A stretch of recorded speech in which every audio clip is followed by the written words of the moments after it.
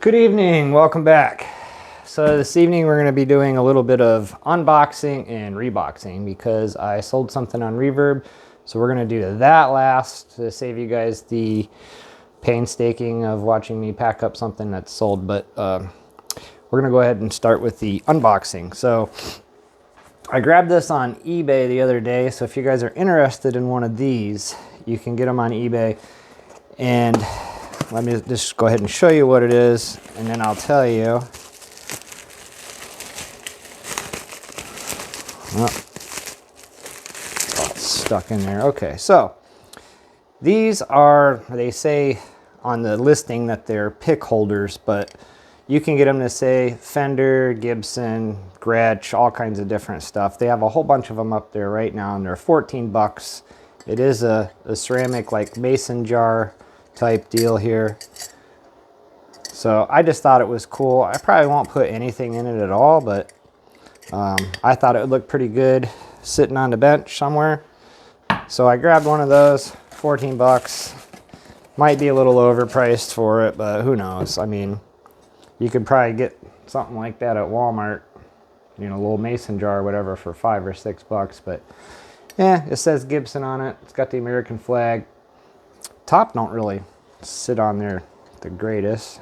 Yeah, that's all right, I guess. I mean, it's just a decoration, so nothing exciting, but figured I'd show you guys that. I cheated, already opened it. Same with this. So this is pretty old. This is a vintage Gibson TP6 in gold.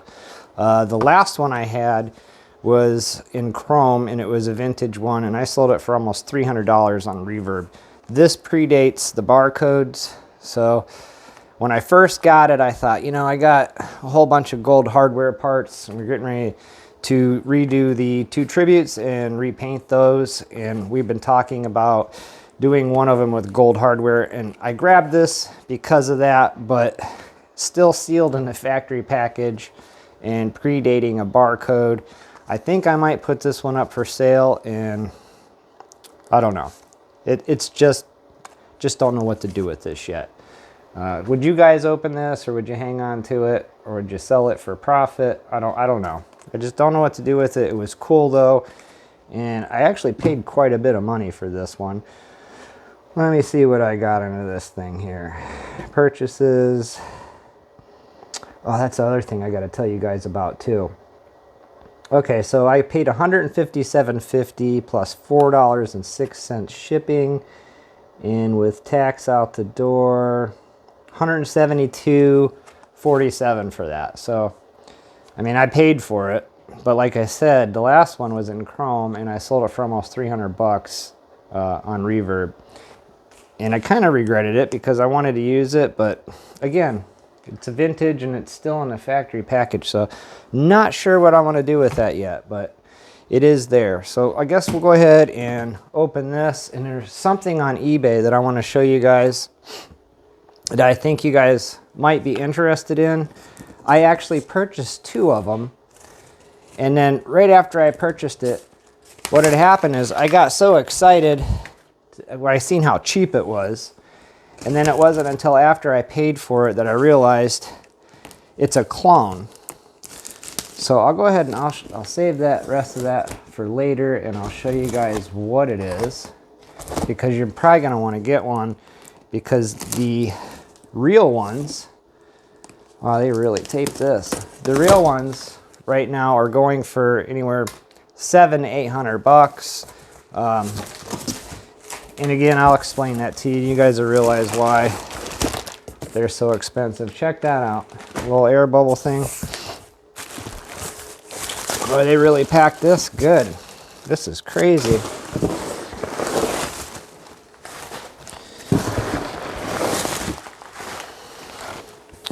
And we got some Rogue peanuts in there. Let me go ahead and just pull that off.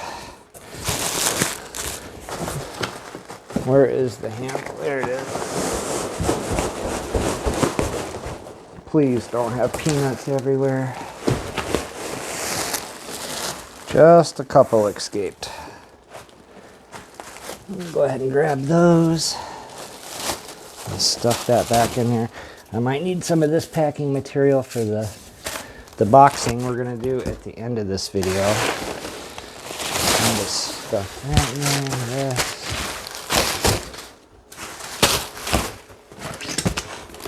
this. Those are nice. I'll definitely use those for shipping another guitar out. Okay, more peanuts stuck in the plastic here. Where'd the handle go? Here it is. All right, let me dig these peanuts out. I hate peanuts.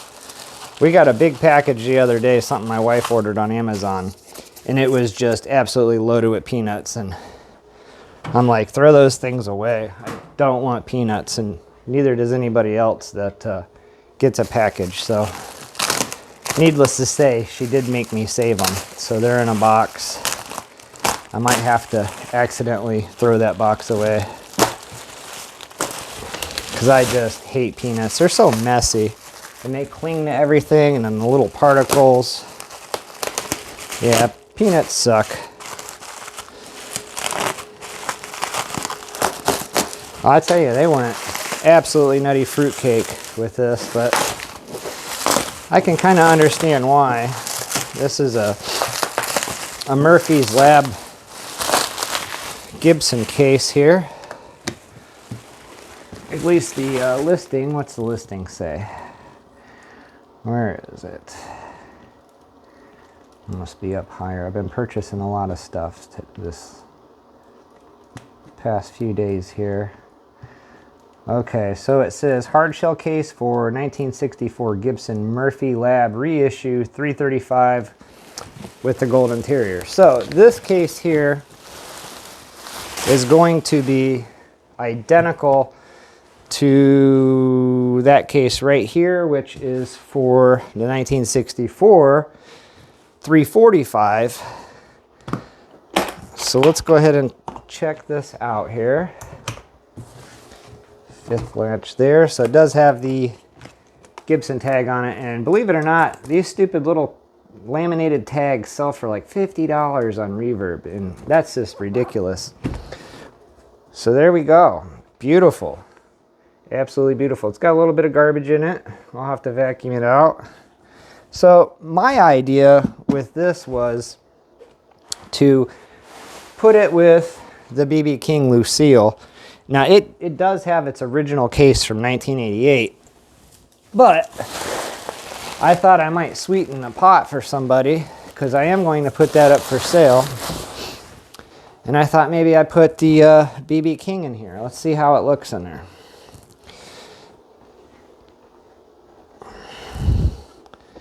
Yeah, that's pretty sweet actually. So check that out. Whoop, almost dropped the lid there. So this is a 1988 BB King Lucille. If you guys have watched my previous videos, you'll know it's kind of a little bit of a basket case. It does work. It's got the original pickups. Everything in it right now is original except for the 4 pots and the 3-way switch. Somebody had changed those out because the 3-way switch was broken and they bypassed the Veritone switch. It did come with all the original parts.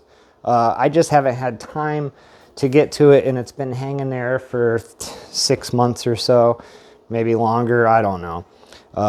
And I just haven't got to it. I got other projects that I'm working on, the 2 guitar refinishes, the amplifier projects, plus I'm working 12, 15 hours a day, so time is limited. So I think I'm going to go ahead and put this up for sale as is, and if it doesn't sell and I get to it, I will put the original parts back in it. Obviously, I won't be able to put the original 3-way switch back in it because that was busted.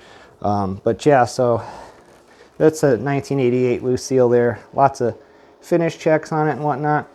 I'm going to do a video on this, obviously, for the Reverb listing.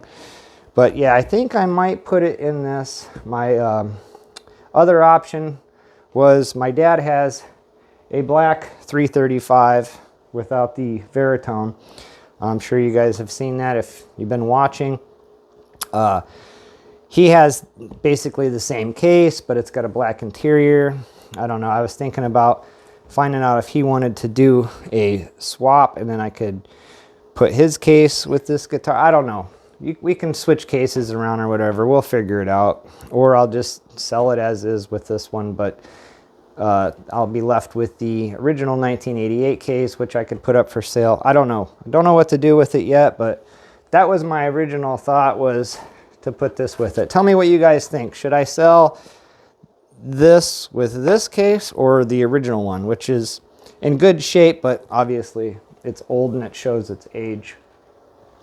So yeah, that's really cool. This one does have a couple blemishes on it. There's a little scuff right here. I think there was 2 spots on it in the listing. Let's see. I could be mistaken. No, it looks like that's it. I could have swore there was 2 boogers on this case when I was looking at a listing, but I guess I'm wrong. So yeah, right here we got just a little bit of a booger there. Not a big deal. So this case here, the guy was asking $300 or best offer. What did I end up paying this thing for? Where do you view the purchase order? I don't know. Usually it will pop up and show you what you paid for it. I don't know, but he was asking $300 or best offer. I think I offered him $200. I don't know. That's driving me nuts now. Like I said, I've bought quite a few things lately. More action. Okay, there it was. Dang it, I just locked the phone. All right, so it was $265 total with the shipping. So obviously, yes, I offered him $200, and it must have had $65 shipping. With tax, it was $314.91. So to get a case like this that you only get with something special like the Murphy's Lab or a 64 reissue, I'd say that's a hell of a deal, because usually when you are buying a special case like this, they're like $500. So that's exactly what we're going to be boxing up, is the Gibson custom case. And this is from a custom shop. It has that $50 tag on it too. And this one has the red interior in it. So how I acquired this one is when I bought my second Zakk Wylde, second on the show, because prior to doing YouTube, like I said, I've had 9 other things. We had them all autographed, JSA certified, and they're all gone. I should have started YouTube a few years prior than when I did. You guys would have had a lot more content. But anyways, when I was searching for the historic art, so if you guys watched the boxing video of the second Zakk Wylde that you guys have seen on the show, that came with the one that said historic art on it. So when I paid $450 plus tax and shipping on that one. And this one, I can't remember what I paid for it, but I sold this on Reverb last night, and it was like I had it up for $500 or best offer. The seller offered me $400. I figured, you know, hey, that's a fair offer for it, because these cases, you know, you can get them between $400 and $500. So this one shows a little bit of wear on it. It has a ding in it, so a little dent there. So I figured, you know what, that's very fair. And this is an original. It's not a reissue. Like this case here is a reissue. And like that Lifton case there, that's a reissue. My last Lifton case that was not a reissue, I sold that for $500 or $550, something like that. But yeah, so we're going to be boxing this up next. So I'll go ahead and stick this over here. So let me know what you guys think though. Should I put that with the BB King, or should I just sell it outright? I don't know. Don't know what to do with that yet, but I got $314 in that, which I think is a good deal, because I think a case like that, like I said, most of all the limited edition cases, Lifton's, Custom Shop, anything that is an original, they sell for $400 to $500 all day long. So in here, as you guys can see, I've already got bubble wrap. Where is all my packing materials? Over here. I had it over there. That's why I'm running around here. So we'll put this in a bag. There is nothing in the case to be broken, so it should be completely fine. There's just enough packing material in it to keep it centered. So we got a whole bunch of air bubbles here that I'm going to use up. I will not use these when I ship a guitar because they can pop. You know how UPS and FedEx is, they throw the cases around, and I don't want to ever chance these going flat in a guitar flopping around inside the box. So I only use them for stuff like this, where I think this is only like 13 pounds or something like that, completely packed up. So it's going to be just fine for an empty case, but I don't recommend using those at all for shipping a guitar. You're better off using like brown paper or even newspaper, just packing it in there tight if you don't have bubble wrap and stuff, because you want it to stay centered and you don't want it to flop around. And the air bubbles are a bad deal because they do pop. So I know this buyer had bought this on Reverb, but I got tons of eBay tape here to use up. So last night when he purchased this, I did come down and I weighed the case in the box, took the dimensions and all that, and then I just added a pound to it for the bubble wrap so I could print my shipping label out. So tomorrow morning on the way to work, I can drop this off at a UPS store and have it all ready for him to go. I just didn't have enough time last night to pack it up. It was pretty late.